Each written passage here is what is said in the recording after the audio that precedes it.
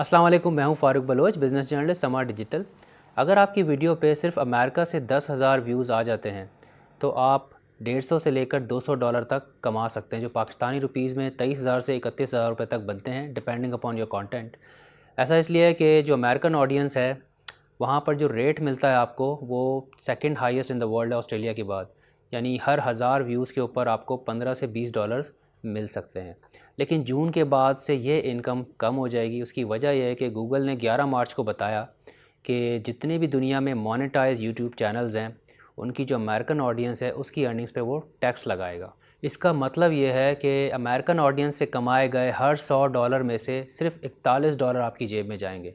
In fact इससे भी कम जा सकते हैं क्योंकि इसमें FBR का टैक्स शामिल नहीं है, जो 6 लाख रुपए सालाना या उससे ज़्यादा के ऊपर लगता है और कम से कम भी 5% होता है। ये टैक्स आपकी टोटल आमदनी के ऊपर लगेगा या फिर यूट्यूब का शेयर देने के बाद जो आमदनी आपको मिलती है उस पर लगेगा।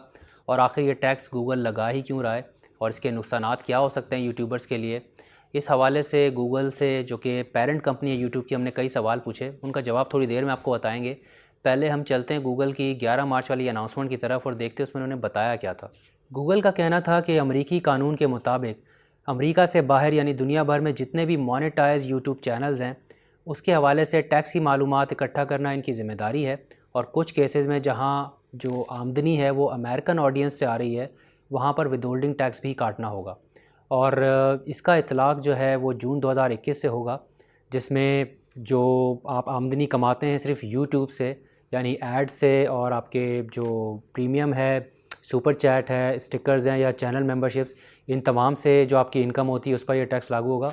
पाकिस्तान के केस में ये सारे ऑप्शंस अवेलेबल नहीं हैं, लेकिन जिन चैनल्स ने बाहर रजिस्टर किया हुआ अपने चैनल को उनको इन सब की रेवेन्यू पे टैक्स देना होगा। गूगल ने यूट्यूबर से ये कहा है कि 31 मई तक अपनी टैक्स की मालूमात एडसेंस अकाउंट के अंदर दर्ज कर दें।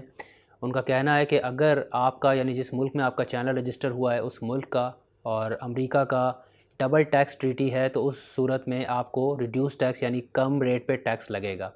इंडिया के केस में ये 15% है और पाकिस्तान के केस में जब आप अपना टैक्स फॉर्म एक्सेस करेंगे 1042S तो वहाँ पर ये आपको मालूमात मिल जाएगी कि आप पे क्या टैक्स रेट अप्लाई होगा।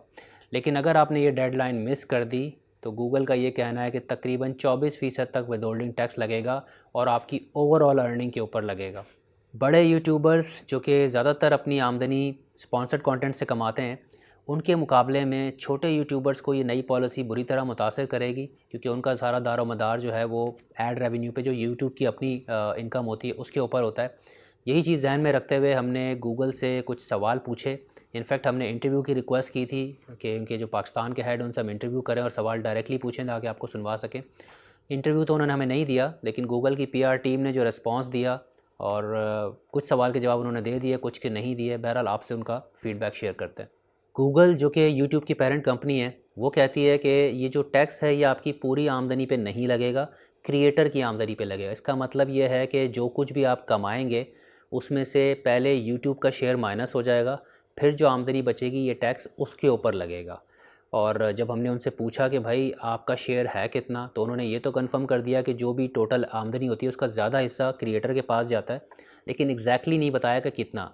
हमने अपने चैनल से जब चेक किया तो हमें अंदाज़ा हुआ कि तकरीबन 55% यूट्यूब क्रिएटर के पास जाता है और 45% जो है वो गूगल अपना शेयर रख लेता है, यानी तकरीबन आधा जो है वो गूगल के पास चला जाता है।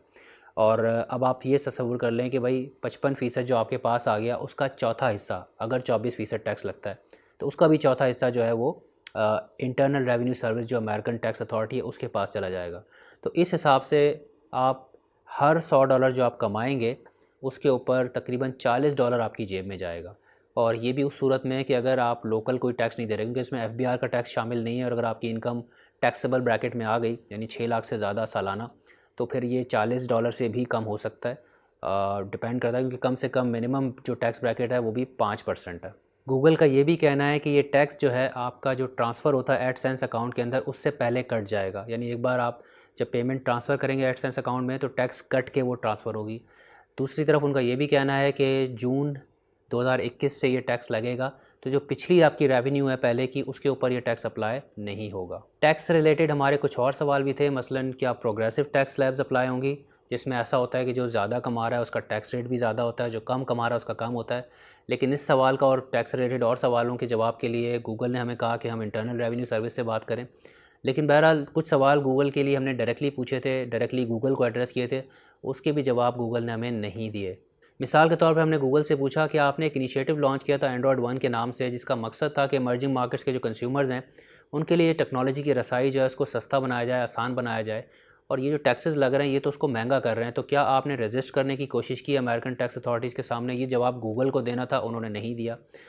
बहरहाल खुलासा ये है कि बज़ाहिर तो सिर्फ अमेरिकन ऑडियंस से जो रेवेन्यू आ रही है उसको टैक्स किया जा रहा है, ओवरऑल नहीं किया जा रहा। लेकिन इससे होगा ये कि जो छोटे यूट्यूबर्स हैं, जो नॉन फाइलर होंगे, शायद इस कंडीशन को मीट ना कर पाएँ, उनकी तो ओवरऑल अर्निंग पे 24% टैक्स लगेगा। इससे यूट्यूब बेस्ड एंटरप्रेन्योरशिप जो है उसकी हौसला शिकनी होगी।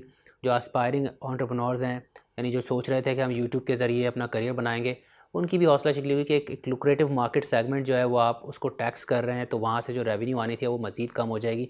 प्लस गूगल इतना बड़ा शेयर ले रहा है, 45%, 40%, बहुत बड़ा शेयर है, तो इसकी भी कोई जस्टिफिकेशन हमें समझ नहीं आ रही, क्योंकि उन्होंने हमें इंटरव्यू में एक्सेस नहीं दी, इंटरव्यू नहीं दिया, तो हम उनसे पूछते और ये सवाल वो स्किप कर गए। तो बहरहाल कोशिश करेंगे फ्यूचर में अगर मौका मिला तो ये टेकअप करें इसको।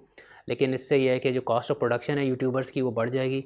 बड़े यूट्यूबर्स जो इस्टेब्लिश हो गए हैं, बड़े नाम हैं, और रेवेन्यू उनकी जो है वो स्पॉन्सर्ड कंटेंट से आ रही है, वो शायद इतना ना हिल पाएँ इससे, लेकिन छोटे यूट्यूबर्स ज़रूर मुतासिर होंगे। और एक नुकसान जो मेरी ऑब्जर्वेशन है वो ये भी है कि जब आपको रेवेन्यू सिर्फ यूट्यूब के ऐड से मिल रही होती है तो आपका सारा फोकस जो है वो कंटेंट के ऊपर होता है। स्पॉन्सर्स के पीछे भागना ये एक और बड़ी एफ़र्ट है। अब होगा क्या कि अगर आप ऐसी लुक्रेटिव मार्केट को जो आप टैक्स करेंगे और रेवेन्यूज़ की श्रिंक करेंगे, तो शायद बहुत सारे लोग अब स्पॉन्सर्स के पीछे भागना शुरू कर देंगे। और स्पॉन्सर्स से जब आप कंटेंट लेकर आते हैं, वो जो पे करते हैं, तो ज़ाहिर है, मैं सबकी बात नहीं कर रहा, लेकिन काफ़ी केसेस में ऐसा होता है कि एडिटोरियल इंडिपेंडेंस कंप्रोमाइज़ होती है, फिर जो क्वालिटी ऑफ कंटेंट है वो कंप्रोमाइज़ होती है, क्योंकि कहीं ना कहीं स्पॉन्सर का उसके अंदर व्यू आ जाता है, जो कि ऑडियंस के लिए भी ज़ाहिर है सही चीज़ नहीं है। तो बहरहाल उम्मीद करते हैं कि इस पे नज़रसानी हो, और अगर हमें मौका मिला फ्यूचर में गूगल से बात करने का, तो हम इस इशू को उनसे टेकअप करेंगे और उनसे पूछेंगे कि भाई इतना महंगा आपने कर दिया इसको। फिर आप एक तरफ कहते हैं कि आप एंड्रॉयड 1 जैसे इनिशिएटिव ला रहे हैं कि टेक्नोलॉजी को आसान किया जाए, दूसरी तरफ उसको आप महंगा बनाते जा रहे हैं, तो आप इसकी कोई एक्सप्लेनेशन दें, कोई जस्टिफिकेशन दें। आपने अपना टैक्स फॉर्म कैसे भरना है और आपको कैसे रेट पता चलेंगे, इसका जो तरीका गूगल ने बताया है वो अपनी न्यूज़ में हमने आपसे शेयर किया था अपने सोशल मीडिया पेजेस पे। इस वीडियो के डिस्क्रिप्शन में भी डाल देंगे, आप देख सकते हैं। और इस वीडियो के हवाले से आप हमें कोई फ़ीडबैक देना चाहें तो ज़रूर दीजिएगा। आपसे जल्द दोबारा मुलाकात होगी। अल्लाह हाफ़िज़।